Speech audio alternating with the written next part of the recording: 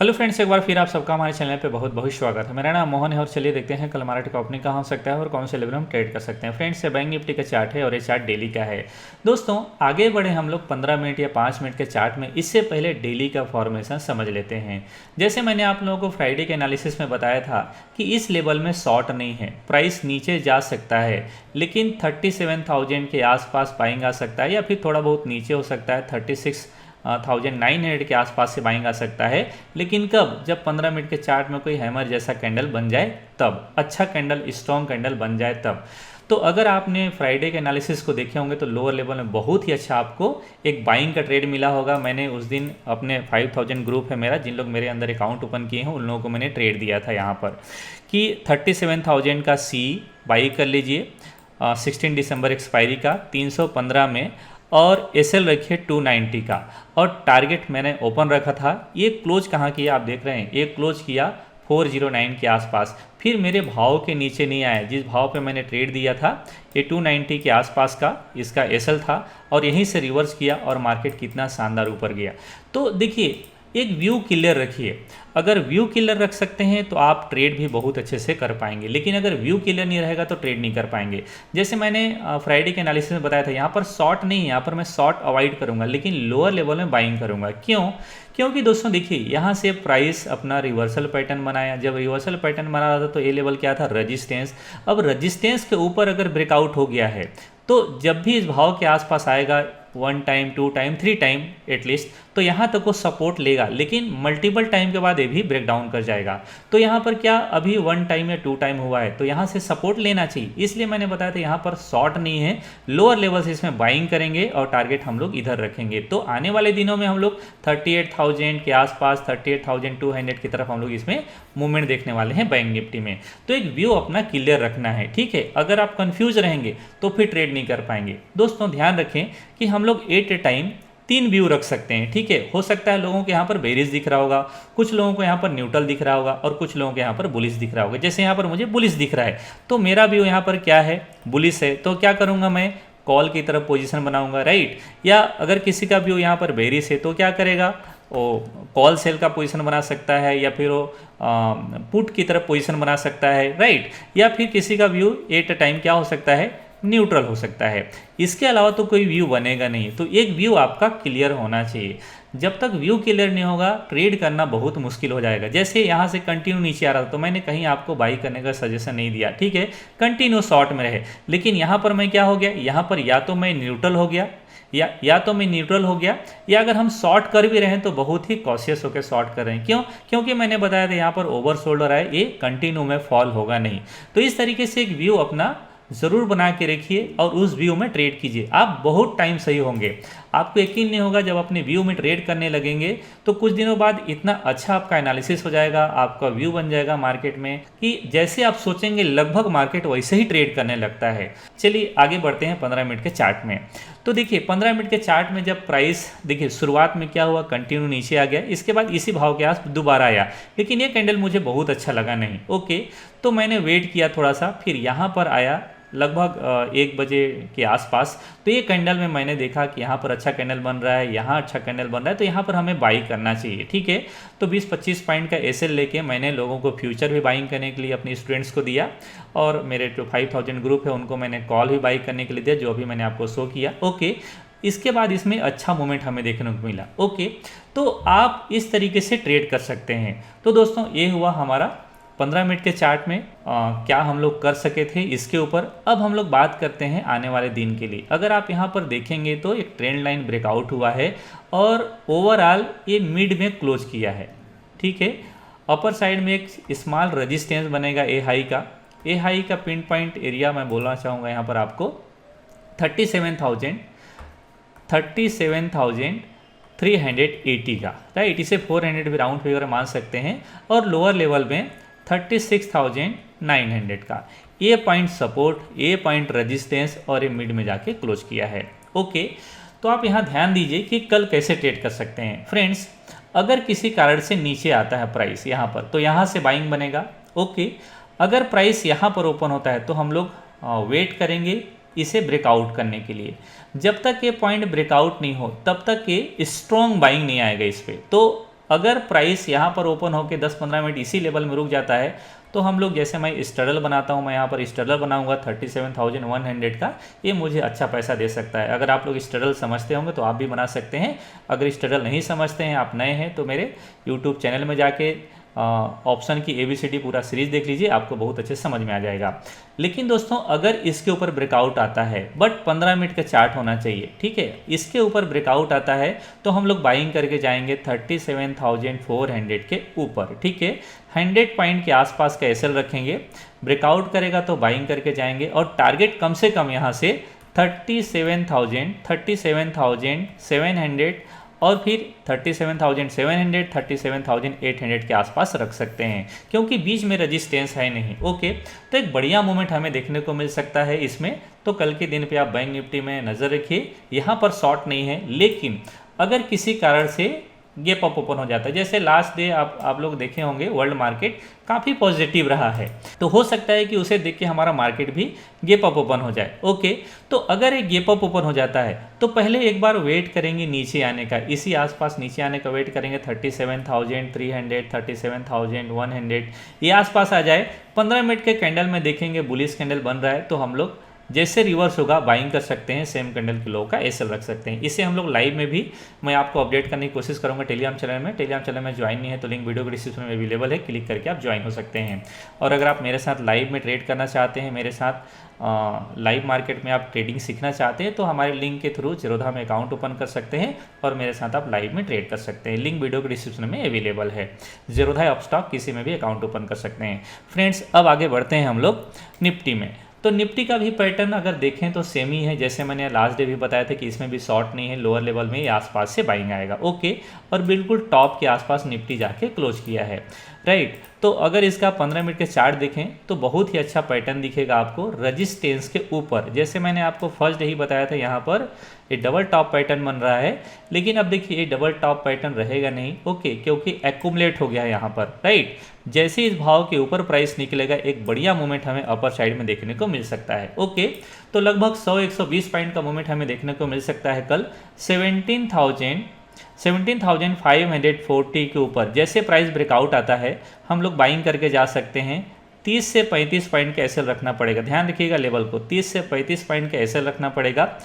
और 17,540 के ऊपर जैसे प्राइस निकलता है हम लोग बाइंग कर सकते हैं। टारगेट हमारा होना चाहिए 17,640 की तरफ, तो लगभग 100 पॉइंट का आसपास हमें टारगेट इसमें देखने को मिल सकता है, राइट। इसे ध्यान जरूर रखिएगा आप, क्योंकि 17,640 के आसपास एक छोटा रजिस्टेंस इसे देखने को मिल रहा है, वो आवरली चार्ट में देखेंगे तो आपको पता चलेगा। ये भाव के आसपास हो सकता है, ये भाव के आसपास हमें रजिस्टेंस मिल सकता है मार्केट में, तो एक टारगेट हमारे लिए बढ़िया हो जाएगा, इंट्राडे के लिए पर्याप्त टारगेट होगा।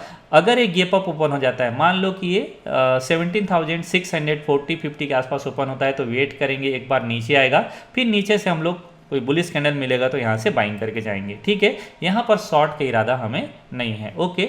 हाँ, लेकिन गैप अप ओपन होगा, अगर मान लो ऊपर में बाजार खड़ा हो जाता है, फिर कोई प्राइस एक्शन पैटर्न बनता है तो वहाँ से शॉर्ट का ट्रेड बना सकते हैं, लेकिन हमारा टारगेट डाउन साइड में होना चाहिए 17,540 के आसपास तक का। तो दोस्तों ये हुआ निफ्टी और बैंक निफ्टी का लेवल। अब बढ़ते हैं स्टॉक्स की तरफ जिसमें हम कल ट्रेड कर सकते हैं। तो दोस्तों सबसे पहले TCS है। अच्छा, आपको एक बात और बताऊँ कि मैंने यहाँ पर आप लोगों के लिए कॉल भी सेलेक्ट किए हैं, कौन से कॉल को आप ट्रेड कर सकते हैं। अगर स्टॉक में ब्रेकआउट आ रहा है तो नो डाउट कॉल में भी ब्रेकआउट आएगा। कई बार क्या होते हैं, मुझे ऐसा लगता है कि मेरे व्यूअर बहुत सारे लोग, आधे से ज़्यादा लोग कॉल पुट में ट्रेड करते हैं। जो स्टॉक ब्रेकआउट कर रहा है उसमें कॉल बाइंग करते हैं, जो स्टॉक ब्रेकडाउन कर रहा है उसमें कॉल सेल करते हैं या फिर पुट बाइंग करते हैं। तो मुझे ऐसा लगता है कि सजेस्ट करना चाहिए। कई बार मैं देखता हूं जब यूट्यूब में लाइव आता हूं तो लोग बहुत out the money call by कर लेते हैं, तो उनको काफ़ी नुकसान होता है। ओके, कॉल और पुट में ट्रेड करना कोई ख़राब नहीं है, लेकिन हम क्या करते हैं, कई बार ब्रेकआउट आता है, हम बहुत out the money call by कर लेते हैं, उसमें हमें पैसा मिलता नहीं है, उसमें पैसा आने के बदले चला जाता है। तो मैं थोड़ा सा आप लोगों के लिए कोशिश कर रहा हूँ, अगर ये वीडियो पसंद आता है तो इसे मैं कंटिन्यू करूँगा। लाइक और कमेंट करके ज़रूर मुझे बताइएगा। ये कैसा लग रहा है, ये मेरा प्रयास आप लोगों को कैसा लग रहा है। ओके, तो दोस्तों पहला स्टॉक है TCS। मैंने इसमें आप लोगों को BTS भी दिया है, मारुति और TCS दोनों में। ओके, तो चलिए अब हम लोग इसका प्राइस का बिहेवियर समझते हैं। देखिए जब यहाँ से ब्रेकआउट कर रहा था तभी मैंने आप लोगों को बताया था डब्लू पैटर्न बनाया है, ये कंटिन्यू मूवमेंट कर सकता है, लेकिन यहाँ से नीचे आए तो यहाँ भी मैंने सजेस्ट किया था आप लोगों को कि यहाँ से प्राइस से ऊपर जाना चाहिए। ठीक है, प्राइस गया भी, अब फिर से ब्रेकआउट कर रहा है, तो यहाँ पर ट्रेंड लाइन जैसा ब्रेकआउट करने वाला है। कल एक अच्छा मूवमेंट इसमें हमें देखने को मिल सकता है। 15 मिनट के चार्ट में थोड़ा चलते हैं तो आपको प्राइस और भी ज़्यादा ईजी समझ में आएगा। ओके, देखिए इस लेवल के आसपास से ठहरा हुआ है। ओके, 2-3 बार इस लेवल को ब्रेकआउट करने की कोशिश कर रहा है 3640 को, तो 3640 के ऊपर जैसे निकलता है हम लोग इसे बाई करके जा सकते हैं, राइट। और इसका टारगेट होना चाहिए 3670 का पहला, 3670 का पहला टारगेट होना चाहिए। और अगर 3670 के ऊपर निकल जाता है तो 3700 का भी टारगेट है इंट्राडे में दिखा सकता है TCS। ओके, और अगर ये ब्रेकआउट करता है तो उस समय हमें स्टॉप लॉस रखना पड़ेगा 3620 का, इस भाव के आसपास की स्टॉप लॉस रखना पड़ेगा, इसमें बाइंग करके जा सकते हैं। ओके, ट्रेड आपको अच्छा मिल सकता है, बस बड़ा गैप अप या गैप डाउन नहीं होना चाहिए। ओके, आगे बढ़ते हैं। अब इसके कॉल का, आप कौन से कॉल में इसमें ट्रेड कर सकते हैं। फ्रेंड ध्यान रखेंगे, जैसे 3640 के ऊपर ब्रेकआउट आता है ये कॉल में भी ब्रेकआउट आएगा। ठीक है, तो कॉल में ब्रेकआउट इधर मिलना चाहिए, 80 की तरफ मिलना चाहिए। यहाँ पर 60-65 के आसपास मिलेगा, 80 के आसपास, 80-90 के आसपास का भाव दिखा सकता है।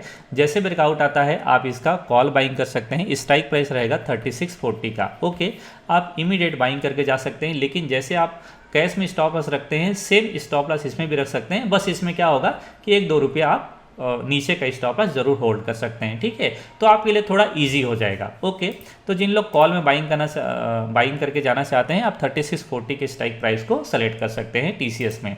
नेक्स्ट स्टॉक है दोस्तों मारुति। मैंने इसमें भी आप लोगों को कॉल दिया है 2 दिन पहले ही। ठीक है, मैंने शायद थर्सडे को इसका ट्रेड दिया है 7400 का, अभी भी पोजीशन ओपन है। ओके, तो आप इसमें ध्यान रख सकते हैं दोस्तों। देखिए इसके ऊपर ये ब्रेकआउट आना चाहिए, लास्ट डे भी मैंने सेलेक्ट किया था लेकिन ये ज़्यादा ब्रेकआउट आया नहीं, तो हम लोग इसे अगेन वॉच लिस्ट में रखे हैं। इस बार हम लोग बाइंग करेंगे 7480 के ऊपर। जैसे प्राइस 7480 के ऊपर 7480 के ऊपर ब्रेकआउट आता है, देखिए यहाँ पर 2 दिन साइडवेज हो गया है, तो जितना बड़ा ये डेप्थ है इतना बड़ा टारगेट एटलीस्ट मिलना चाहिए। तो इधर टारगेट इसका बन रहा है, मतलब इसका 2 टाइम टारगेट बनना चाहिए। ओके, तो यहाँ से ब्रेकआउट होके मुझे लगता है 7750 की तरफ ही जाने वाला है। कल एक अच्छा दिन हो सकता है, एक अच्छा मोमेंट का दिन हो सकता है, ब्रेकआउट आएगा तो अच्छा लेवल हो सकता है, तो आप इसे बाइंग करके जा सकते हैं। जब इस पॉइंट के ऊपर ब्रेकआउट करे तो 40 पॉइंट के आसपास का एसएल रखना पड़ेगा, राइट, मतलब 7440 के आसपास का एसएल रखना पड़ेगा, आप इसमें बाइंग करके जा सकते हैं इंट्राडे में। ओके, अच्छा ट्रेड बन सकता है और टारगेट भी आपके लिए अच्छा हो सकता है। तो दोस्तों ध्यान रखें, इसके साथ ही अगर आप कॉल में ट्रेड करना चाहते हैं और ये आपके पास पोजीशन होगा तो ध्यान रखिएगा 150 का एसएल मैंने बताया है, अभी भी पोजीशन ओपन होगा अगर आपने रखा हुआ है तो। ठीक है, लेकिन अगर मान लीजिए किसी कारण से गैप डाउन ओपन होता है तो 5 मिनट वेट करना है, 5 मिनट के बाद भी अगर कैंडल नीचे रह जाता है तो पोजीशन एग्जिट कीजिएगा। ठीक है, हाँ, लेकिन अगर आपको नया पोजीशन बनाना है तो जैसे प्राइस ब्रेकआउट आता है, जैसे 7480 या 90 जो भी है, ओके, जैसे ब्रेकआउट आता है इसके ऊपर कैश में आप इसे बाइंग करके जा सकते हैं। और उस कंडीशन में जैसे 45 नीचे ब्रेक करता है या हमारे एसएल करता है तो इसमें भी आपको कॉल में एसएल ले लेना चाहिए, राइट। कई बार क्या होता है कॉल पुट में हम ट्रेड लेते हैं तो स्टॉप लॉस नहीं लेते हैं, ये गलती करेंगे तो कॉल में आपको कभी पैसा नहीं मिलेगा। अगर आप स्टॉप लॉस नहीं लेते हैं तो स्टॉप लॉस आपको लेना मस्ट है। ठीक है, आपके हाथ में सिर्फ एक ही चीज़ है जो बाजार को दे सकते हैं, जो मार्केट को दे सकते हैं, वो है स्टॉप लॉस। बाकी प्रॉफिट मार्केट के ऊपर डिपेंड करता है कि मार्केट आपको कितना देता है, बट जितना चाहते हैं उससे ज़्यादा देगा, लेकिन पहले आप स्टॉप लॉस देना सीखिए। अगर स्टॉप लॉस नहीं देते हैं तो मार्केट आपको कुछ नहीं देगा, जो कुछ है पूरा लेके चला जाएगा। तो आप ध्यान रखें दोस्तों, इस पॉइंट के ऊपर या जैसे इस पॉइंट के ऊपर ब्रेकआउट आता है कैश, आप यहाँ पर ऑप्शन में ट्रेड कर सकते हैं, ट्रेड आपका इजी हो सकता है और अच्छा हो सकता है। तो दोस्तों ये हुआ कॉल में। अब चलते हैं हम लोग टेक महिंद्रा में। टेक महिंद्रा में देखिए इसका भी एक प्राइस अच्छा बिहेव कर रहा है। ओके, जैसे यहाँ से कंटिन्यू गिरा, फिर एक मोमेंट आया अप साइड में, अगेन नीचे आया, फिर से उछाल आया, अब यहाँ से फिर नीचे जाके लास्ट डे एक उछाल आया यहाँ पर। ठीक है, लास्ट में यहाँ आसपास से क्लोज किया है। तो ध्यान रखेंगे जैसे ब्रेकआउट आएगा एक हाई इसके आसपास तो के मूवमेंट कर सकता है, तो ट्रेड इसका अच्छा होगा। और चूंकि ये लाइफ टाइम हाई होगा तो इसके ऊपर निकल जाएगा तो आईटी स्टॉक वैसे भी मोमेंटम में है, मुझे लगता है बड़ा मोमेंट दे के जा सकता है, राइट। तो इसकी ब्रेकआउट 1640 के ऊपर लाइफ टाइम हाई ब्रेकआउट हो जाएगा तो मूवमेंट बड़ा हमें देखने को मिल सकता है। आप इसके लिए 15 मिनट के चार्ट में चलिए। 15 मिनट के चार्ट में चलेंगे तो सबसे पहले आप यहाँ एक ट्रेंड लाइन ड्रा कर दीजिए। यहाँ से टॉप से एक ट्रेंड लाइन लेके आइए, ये ब्रेकआउट होने वाला है। तो ट्रेंड लाइन ब्रेकआउट करने से पहले यहाँ पर एक हॉरिजेंटल लाइन भी तैयार हो रहा है, राइट। ये हॉरिजेंटल लाइन का रेजिस्टेंस ले रहा है। तो हॉरिजेंटल लाइन का ब्रेकआउट आएगा 1610 1612 के ऊपर, 1610 1612 के ऊपर। जैसे इसके ऊपर ब्रेकआउट आता है हम लोग बाइंग करके जा सकते हैं। इंट्राडे में टारगेट हम लोग इसका रखेंगे 1630 का, 1630 35 का, ओके। लेकिन अगर मान लीजिए फ्लो में ब्रेकआउट आता है, बिना रुके ब्रेकआउट आता है, 5 मिनट के चार्ट में फॉलो कीजिएगा, बिना रुके इस पॉइंट को ब्रेकआउट करता है तो समझिए यहाँ से 20-25 पॉइंट और भी बड़ा मोमेंट आपको दे सकता है। स्टॉप लॉस आपको रखना पड़ेगा 1600 का। तो 12 पॉइंट का स्टॉप लॉस लगा के आपको 25 से 30 पॉइंट का इजी टारगेट मिलने वाला है कल के दिन पे। अगर ब्रेकआउट आता है तो आप इसमें 10-12 पॉइंट के एसएल रखिए और ट्रेड करके जा सकते हैं। जब ये प्राइस ब्रेकआउट करे तो आप 1620 का स्ट्राइक प्राइस सेलेक्ट कीजिए टेक महिंद्रा में। जैसे प्राइस ब्रेकआउट आता है आप इसके ऊपर भी पोजीशन बना के जा सकते हैं। 37-38 के आसपास मिलना चाहिए और इमीडिएट टारगेट आपको 45-50 का देखने को मिल सकता है, ठीक है। स्टॉप लॉस आपको 30 का रखना पड़ेगा कॉल में। तो दोस्तों ये वीडियो आज के लिए यहीं तक। आई होप ये वीडियो आपको पसंद आया होगा। वीडियो पसंद आए हैं तो लाइक और कमेंट कीजिएगा। चैनल सब्सक्राइब नहीं किए हैं तो चैनल सब्सक्राइब करके जरूर जाएगा। मिलता हूँ अगले वीडियो में, तब तक के लिए नमस्कार, जय हिंद।